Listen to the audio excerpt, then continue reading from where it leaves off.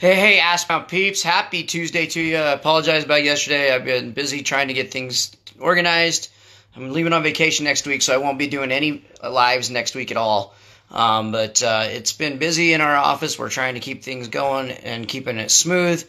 We're trying to bring on a new employee. Starting August 10th, we'll have another technician just to keep up to where we can answer the calls and get to you the same day. That's our goal, is to make it that way. We've been able to keep up with that so far. But days like today where we're getting tons of calls, it's not so easy. Today we're going to talk about where do I shut my water off in an emergency situation. You got to know this. Not always are we available to get there right away. Not always is the city available to get there right away. So this is something that is vital to you and yourself, saving your home from thousands and thousands of dollars worth of damage.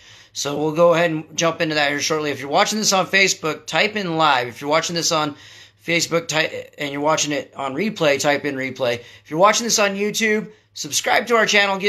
Click on that little bell. You'll get notifications every time we go live on it.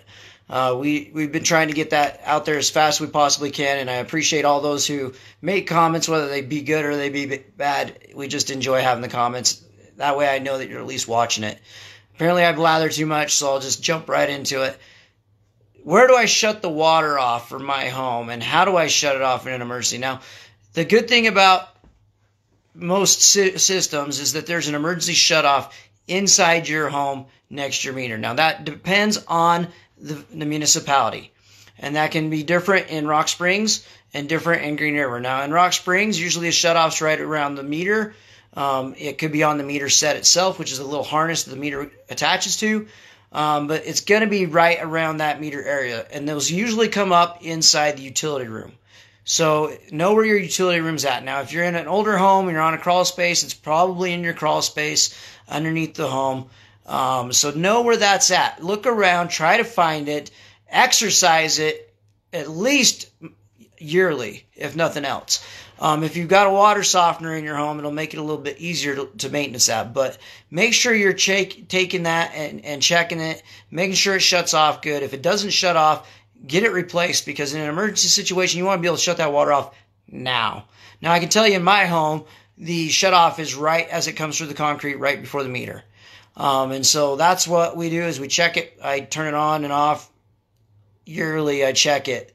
And I usually do it when I'm cleaning my tankless water heater. So that's how I remember to do it, is I'm cleaning my tankless water heater. I just check the valve, make sure that it shuts off and turns back on really easily.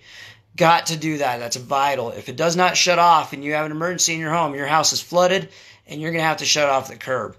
The problem with that is this. A lot of the old curb stops was put in the grass, and they're hidden to where you can't see them. So trying to find that curb stop can almost be as difficult as trying to shut off that valve when it's froze up and it's stuck. So make sure you know where that shutoff is in your home. Now, the best thing to do is know where your shutoff's at the street as well. And you can find that in various different ways. We've got metal detectors. We can check and find it. You can call the city. A lot of times the city can find it for you. But know where that curb stop's at. It's really vital. If the plumber needs to shut off the water and your main valve's not working, that's where we got to go. And it's really, really nice to know exactly where it's at. Now, I've got situations where in Rock Springs where we've had a curb stop shut off, and it shut off the house it was on, but they also split off and went to another house. Now, that was an older section of town. That's not legal now. It was grandfathered in, but 2 houses was on the same curb stop. So just know where your curb stop is. Make sure that if you don't know where it's at and you don't see it in the sidewalk, it'll say water on it. If you don't see it or have a big W, if you don't see it in that sidewalk area, call the city, get it located, know where it's at.